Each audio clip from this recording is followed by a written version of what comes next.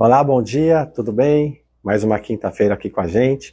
Eu sou o Dr. Manuel Antônio Lindo e a nossa mentoria da saúde está de volta. Não tivemos a semana anterior por causa do feriado, mas agora a gente retorna com força total. Mas antes do tema de hoje, que a gente vai falar exclusivamente sobre interpretação de exames de laboratório, muito importante. Eu vou responder uma pergunta de uma ouvinte. Panelas ideais seriam as de vidro, cerâmica, inox ou aço cirúrgico? Aí a dona Maria Elisa me pergunta: bom dia, mas para quem não pode comprar essas panelas? Bem, o ideal é utilizar as menos tóxicas, né, que seriam essas. Mas se você for perceber, a panela de alumínio e a panela, né, de Teflon, ela tem o mesmo valor que uma panela de cerâmica se você comprar em promoção. Tá? Claro que você não vai comprar mais cara, mas existem outras para você iniciar esse processo de limpeza desses utensílios tóxicos do seu organismo. Não precisa ser o aço cirúrgico. O aço cirúrgico realmente é muito caro, são para poucos. As de inox também são caras, são menos acessíveis. Mas se você olhar as panelas de vidro e as de cerâmica, tem um valor sim um pouquinho mais assim, que cabe no bolso sim, tá bom? Invista, não precisa comprar um conjunto inteiro. Compra uma, comece com uma só e vai mudando aos poucos, de acordo com a sua capacidade, sua necessidade. Mas o importante é começar a mudança. Não diga assim, não vou comprar porque não tenho condições e permanecer nessa mesma forma de se intoxicar porque acha que é impossível. É possível, tá? Comece com uma, depois vai para a segunda e assim, de repente, daria um tempo que você está realmente substituindo todos aqueles utensílios que são tóxicos para aqueles não tóxicos, tá bom? Então, busque as melhores opções, procure promoções, tá bom? Não precisa ser a mais cara, e aí você vai iniciando uma desintoxicação, tá ok? Tema de hoje importantíssimo, interpretação de exames de laboratório. Eu quero que vocês saibam que tem uma forma muito diferente do que a medicina ensinou para o médico, da forma real de como você utilizar os exames de laboratório a seu favor. Então vamos lá. Quem já não passou por essa situação? Você faz uma bateria de exames, chega no consultório médico e o médico diz que está tudo normal. E você sabe que não está nada normal com você. Mas na leitura do exame de laboratório feito pelo profissional de saúde, ele diz que está tudo normal. E não tem como estar tudo normal. Ninguém é perfeito. Sempre existe uma alteração que depende de como você vai interpretar. Ok? Então, a gente vai começar a explicar um pouquinho como utilizar o laboratório para você ver se você está saudável ou não. Porque o laboratório te dá uma margem da doença. Por exemplo, 90% das pessoas que vão fazer exame de sangue são pessoas não saudáveis. Não são as saudáveis que vão fazer exames. Então, a média que todo ano o laboratório tira é da enfermidade, não da saúde. Então, a média que eles vão calcular é das pessoas que estão naquele padrão enfermo, doente. Se você estiver nesse padrão, é sinal que você está doente. Mas para saber se vocês estão saudáveis, vamos ter que dividir e somar. Então a gente faz assim, vamos dar um exemplo. Você pega, vamos começar com o exame de hemograma. O hemograma tem muita coisa que passa desapercebido. A gente faz normalmente, o médico, o profissional de saúde, uma leitura rápida, mas tem muita informação rica ali que dá para perceber muitas alterações. Por exemplo, hemoglobina e hematócrito. O laboratório diz aqui de 11 a 17, a hemoglobina.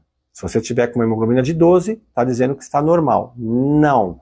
A hemoglobina tem que estar acima de 14, 13,5 no mínimo. Se estiver abaixo disso, é sinal de deficiência dos glóbulos vermelhos. Então, provavelmente tem uma anemia. Mas qual tipo de anemia? Também dá para interpretar aqui no hemograma. Tá? Hematócrito é a mesma coisa. O laboratório diz que varia de 41 a 53. O seu está 42, está normal? Não, está muito baixo. Então a gente vai aprender a não ficar esperando que o laboratório te dê o cálculo exato. Você que vai fazer seu próprio cálculo. Ok? Agora, se você tem um quadro anêmico, digamos que a sua hemoglobina está 12, e o seu hematócrito está 41. Então, normalmente, o laboratório está dizendo que está normal, mas aqui a gente sabe que está com deficiência de glóbulos vermelhos. Mas suponhamos que você tem uma hemoglobina de 14, está normal, um hematócrito de 48, também está normal. Mas aí você vai fazer uma leitura ali do volume corpuscular médio, VCM. O que significa isso? É o volume da molécula, é o tamanho do seu glóbulo vermelho. Se o volume está baixo, é sinal de deficiência de ferro. Se o seu volume está elevado, é uma deficiência de vitamina B12. Então, às vezes, você tem uma anemia mascarada num laboratório que aparentemente está normal. Então, se o VCM aqui no laboratório diz que o VCM é de 80 a 100. Se está 81, está normal? Não, você tem deficiência de ferro. Se o seu VCM está 100, mas ele está 98, está normal? Não, você também tem deficiência de B12. Então, não pode a gente utilizar a margem total achando que dentro do limite significa ser saudável. Então, isso é muito importante. Então, volume corpuscular médio no limiar inferior é falta de ferro, no limiar superior é deficiência de B12. RDW, ninguém percebe esse número, né, essa nomenclatura. RDW é um sinal de anisocitose. O que é RDW? São a regularidade do glóbulo vermelho. Vamos fazer uma analogia. Faz de conta que você tem uma fábrica de bola de futebol, ok? Tem que ter uma regularidade dessas bolas de futebol, correto? Elas têm que ser do mesmo formato, do mesmo tamanho, mas imagine que ela esteja toda irregular. Tem bola pequena, bola média, bola ovalada, bola maior, quer dizer, não tem um padrão do seu glóbulo vermelho. Então, quanto mais elevado é o RDW, mais irregular é seus glóbulos vermelhos. E isso leva a você a ter uma deficiência de transporte de nutrientes e oxigênio. Então, o RDW é muito importante. E, normalmente, a medicina espera alterar, passar do limiar para dizer se tem uma anisocitose. Mas quanto mais elevado o RDW, mais eficiente você tem de transporte de nutrientes, mais fadigado você vai estar. Então, RDW é muito importante. A gente viu um pouquinho, não vou explicar tudo, a parte dos glóbulos vermelhos. Mas é a parte dos glóbulos brancos, que é a defesa do corpo. Os vermelhos é a nutrição, né? E agora a branca é a defesa, o organismo te defende. Leucócitos, bastões, eosinófilos, né, segmentados, linfócitos, monócitos. É muito importante você ter uma ideia de como funciona isso. Vou dar um exemplo, por exemplo, leucócitos. Os leucócitos são os glóbulos brancos. No laboratório diz que é de 5.000 a 10.000. Se você está com ele 5.000, 5.500, está normal? Sim. Mas se ele estiver um pouquinho mais elevado, é sinal que você tem mais energia para combater uma infecção. Se está muito elevado, é sinal que você está sob ataque. Então, provavelmente você deve estar resfriado, gripado, algum ataque no metabolismo seu. Tá ok? Eosinófilos. Eosinófilos é um marcador de reações alérgicas e parasitose. Tá? Qualquer alteração de eosinófilos já mostra uma parasitose. Mas se passar de 10, sinal 100% de parasitose. São os vermes que tomam conta do nosso organismo. Entre os outros linfócitos basófilos, eu não vou falar muito hoje, não vou me estender. Plaquetas, muito importante manter uma plaqueta normal, nem baixa nem elevada. Tá? As plaquetas no laboratório diz que variam de 140 a 400 mil. Se você tem uma plaqueta de 150, 140, é sinal que você tem uma plaquetopenia. Isso pode sim estar relacionado a uma intoxicação por metais tóxicos. Tá? Também tem o caso dos etilistas, pessoas que bebem, né, os alcoólatras, tem um problema hepático dessa formação dessas plaquetas. Mas normalmente, as pessoas que não consomem bebida alcoólica em excesso, proveniente esse problema é de intoxicação por metais tóxicos. Temos que limpar os metais, a chumbo, mercúrio, alumínio, arsênico, que temos em grande quantidade no nosso corpo. Tá? Então, plaquetas baixas é esse sinal. E plaquetas elevadas? Tem vários fatores, mas um dos principais que nós vemos hoje em dia é uma desidratação. Às vezes você está desidratado, né? Ou você teve um quadro de diarreia aguda, vômitos, algum problema que às vezes pode também sofrer essa alteração. Ou algum problema, né, genético. Indo para outros exames, aí a gente vai fazer um exemplo assim generalizado. Vamos pegar um exemplo, a glicemia, o açúcar. Tá? A glicose, o laboratório diz que é de 75 a 100. Só que o ideal é até 85. Passou de 85, você já tem uma alteração glicêmica. E se passar de 100, eles esperam que a diabetes, digamos, que seja 126. Sim, depois de 126, você tem diabetes. Mas se você já tiver com 110, 105, 115, sim, você já está numa rota de colisão. Você vai entrar numa resistência insulínica e você é praticamente um diabético. Não existe, assim, ou é ou não é. O pré-diabético é uma forma suave de dizer que vocês têm uma resistência insulínica. Tudo é cabível de reversão. Então, cuidado, não espere chegar a 130, 125 para dizer agora eu vou começar o tratamento. Não, passou de 85, está alterado. Mas só a glicemia não é um marcador para diabetes, tem outros exames também. Tá? Agora, em relação à tireoide, tá? Nos exemplos gerais, a gente nunca vai pegar o valor exato, a gente vai fazer o cálculo dos exames de laboratório. Vamos supor aqui, o valor do T4 livre da tireoide é de 0,70 a 1,80. Normalmente são esses laboratórios que utilizam esse padrão. Se você tiver com o T4 livre de 0,75, você está com hipotireoidismo, independente dos outros valores. E se você está com um T4 livre de 1,90, ou 1,85, ou 1,75, você está com hipertireoidismo, você já está com excesso de hormônio tireoidiano. Tá? Alguma coisa está em desequilíbrio. Por quê? Porque a gente vai dividir por quartis ou quintis. O que significa isso? A gente vai melhorar essa função. Tudo que é bom para o organismo, você mantém no padrão superior. Tudo que é ruim no organismo, você mantém no padrão inferior. Então, quanto mais próximo do mínimo, melhor para algo que não é bom. E quanto mais próximo do superior, melhor para algo que é bom.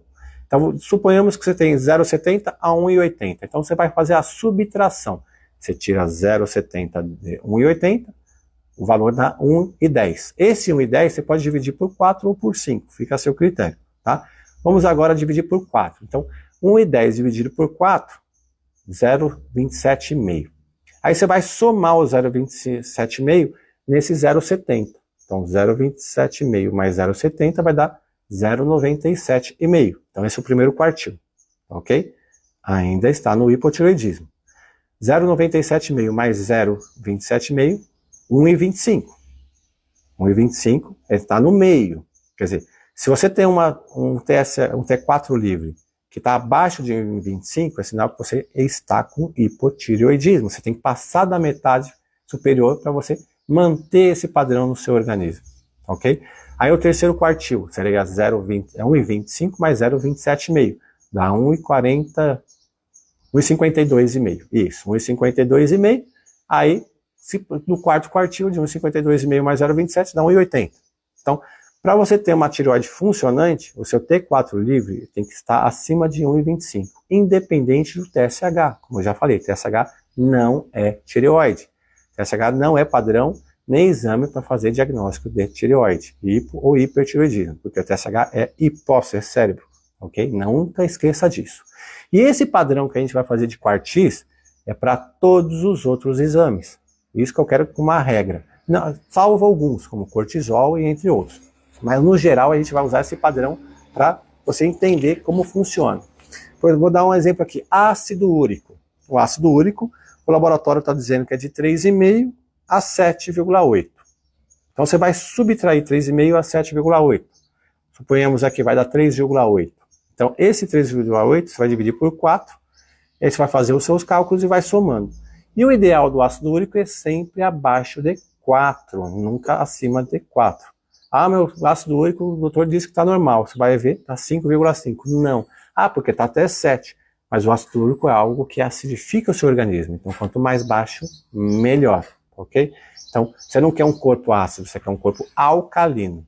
Então, mantendo o padrão baixo desse ácido úrico, melhor para você. Por quê? Porque o ácido úrico, além de ser ácido, ele acidificar, oxidar o organismo, ele bloqueia o seu óxido nítrico. E o óxido nítrico ele é um vasodilatador. Então você começa a ter uma elevação da pressão arterial causada pela elevação do ácido úrico que bloqueia o óxido nítrico. Então quanto mais baixo o ácido úrico, melhor. E qual é a principal causa da elevação do ácido úrico? Frutose, o açúcar da fruta. E onde mais tem frutose? Sucos naturais de frutas e refrigerantes. Se você consome esses dois tipos de líquidos, com certeza seu ácido úrico deve estar bem elevado. Ok? Gama GT, a mesma coisa. Gama GT é um marcador de gordura do fígado, uma inflamação hepática. Quanto mais baixo, melhor. Quanto mais alto, pior. Vamos dizer aqui, o laboratório diz que a gama GT tem que estar inferior a 60.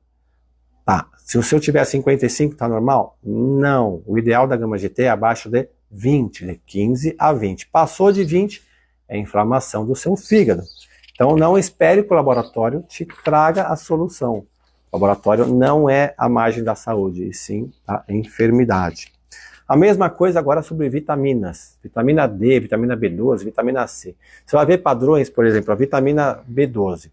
O laboratório diz de 300 a 800. Mas nós sabemos, com estudos científicos, que a vitamina B12 ideal é acima de 800. Tá? E o ideal mesmo é acima de 1.100. Então, esse padrão que o laboratório usa não é para a tua saúde. Porque saudável eles não vão querer que você fique. Porque você sempre lembre, saúde não é interessante, não é lucro. A enfermidade, sim. Então, utilize os padrões que eles vão salvar a tua pele.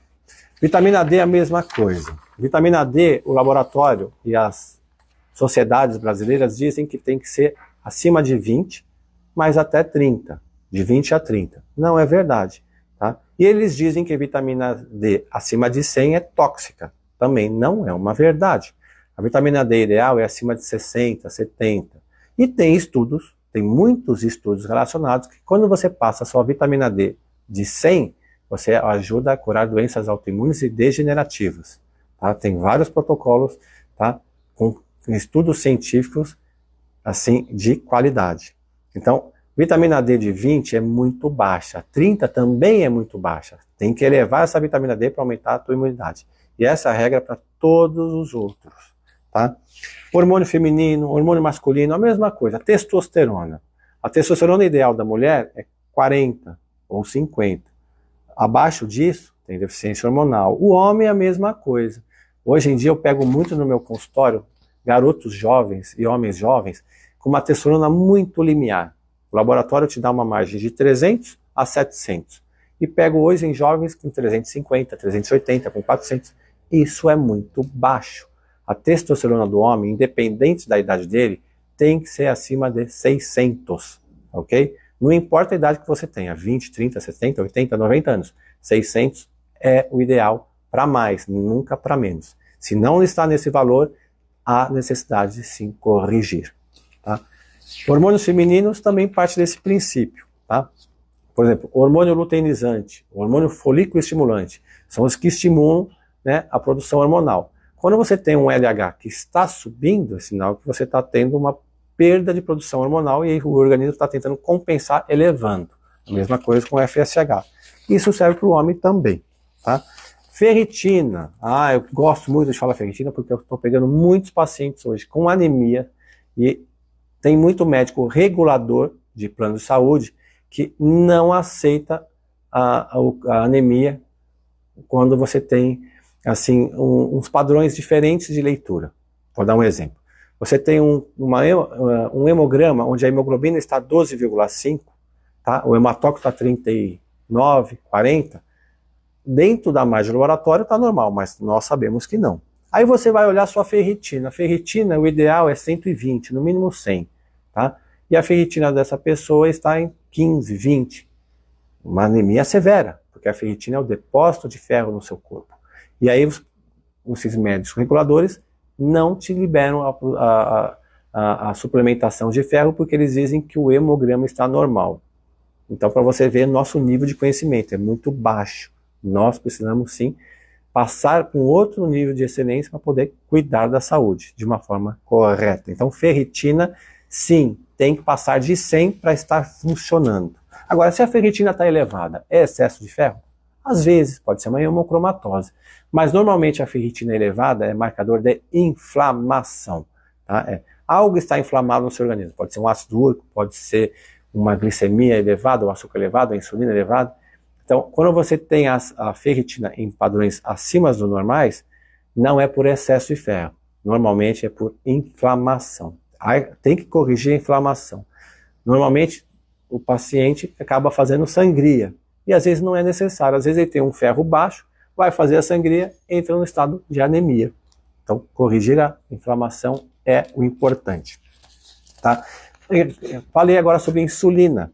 Insulina é muito importante. No Brasil, nós temos crianças, adolescentes e adultos com excesso de insulina no organismo desde bebê, tá? Então, o padrão ideal da insulina para nós, adultos e crianças, é 5. A criança pode ser um pouco mais elevado porque tem a produção, o crescimento dela. Mas quando estabilizar a estatura, a insulina tem que manter num padrão baixo, de 5 a 6, não pode passar disso.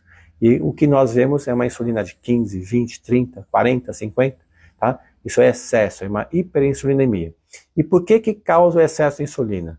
A liberação de insulina é proveniente de acordo com a entrada de carboidratos que você ingere.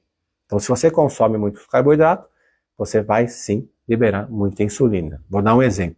A insulina ideal é 5, mas se você tem uma insulina de 20 no seu sangue, é sinal, significa que você está consumindo 4 vezes mais carboidrato do que o seu corpo pode fazer a absorção. Você está tendo uma sobrecarga no seu pâncreas e o pâncreas tem uma vida útil.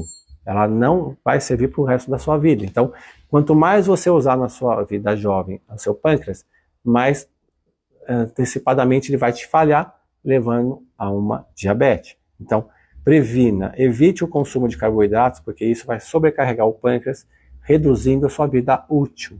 O pâncreas nasce com uma quantidade de células produtoras de insulina que, se você consumir em excesso, lá na frente vai faltar. Então, reduza o consumo de carboidrato. Muito importante. Testosterona eu falei também, tá? No geral, eu quero que vocês entendam que o mais importante para vocês é confiar no seu critério de sensibilidade. Quando você vai buscar um profissional de saúde e você percebe que você não está saudável, não é um papel, não são exames de laboratório que vão te dizer se você está ou não saudável. Ok? Isso aqui são números. Isso aqui são apenas uma fração do seu sangue que pode ou não apresentar o que você está apresentando realmente. Então, investiguem, pesquisem, façam assim, procurem médicos que saibam interpretar bem esses exames de laboratório, que são cruciais para você manter a saúde em dia. Tá? Semana que vem eu tenho um novo tema, ainda não definido, mas vai ser algo bem interessante. E eu quero que vocês me façam bastante perguntas, porque eu gosto de responder e tirar as dúvidas de vocês, tá, ok? Uma excelente semana para todos nós. Até a próxima.